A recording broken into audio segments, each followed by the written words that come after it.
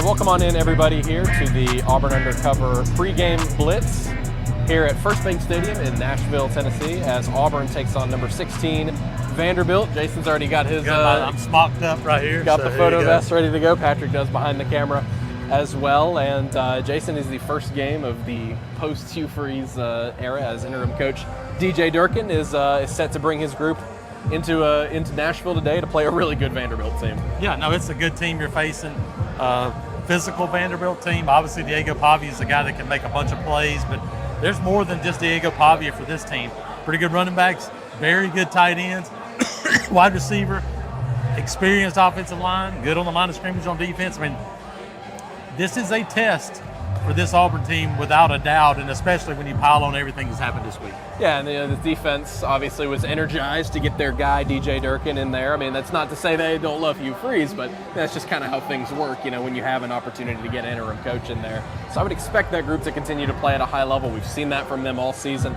But like you mentioned, it's going to be a really big challenge against Diego Pavia. However, last season in Auburn's their loss to Vanderbilt in Jordan-Hare Stadium, Diego Pavia really wasn't the reason that Vanderbilt won that game. They did a really good job of containing him on the ground, containing him through the air, and that's going to be a key again, this Auburn front seven that's been so good all season. Yeah, absolutely. No, how well can you contain him?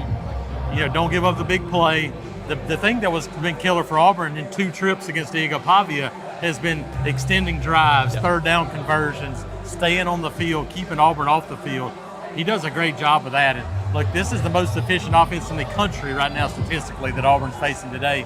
Auburn's defense has been really good, but we've seen that third downs can be an issue at times. You've got to get off the field today and get your offense a chance, especially in some field position situations. Speaking of offense, I mean, like you said, field position is going to be a big thing today. A simple game plan is probably what you're looking at. Of course, Derek Nix, the offensive coordinator, is the sole play caller today, and it will be Ashton Daniels, the Stanford transfer, again at quarterback. He was kind of caught in the mud last week. Yeah. Obviously, it was a poor offensive showing for everybody.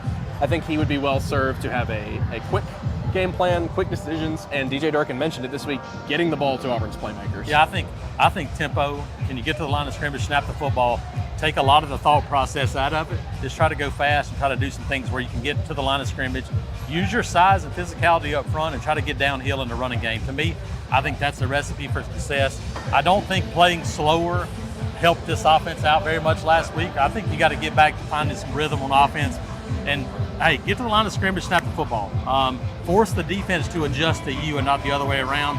I'm hoping we see more of that today. We saw it a few years ago after Brian Harsin was fired.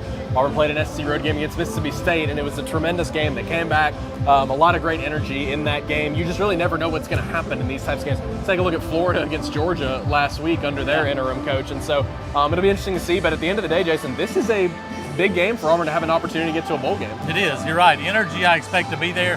What's it look like when you settle into the game, a quarter into the game? Yeah. What's it look like when you get through and then, okay, now settle in. Not only is it a Derek Nix different game for him, it's a different game for DJ Durkin as well, because he's calling the defense, but he also has to worry about fourth down decisions, when to kick a field goal, when to punt, all the things you have to do as a head coach in addition to that defensive plan. So it changes a lot of things for this Auburn team. Can you go out next? That's something we hadn't seen a whole lot of offensively. Should be a really interesting game and a beautiful day for football here at the newly renovated FirstBank Stadium, 3 p.m. Central Time on SEC Network. For Jason Caldwell, I am Nathan King. Patrick behind the camera. Be sure to keep it locked, auburnundercover.com. We'll have her covered throughout the day and into Sunday. We'll see you all over there.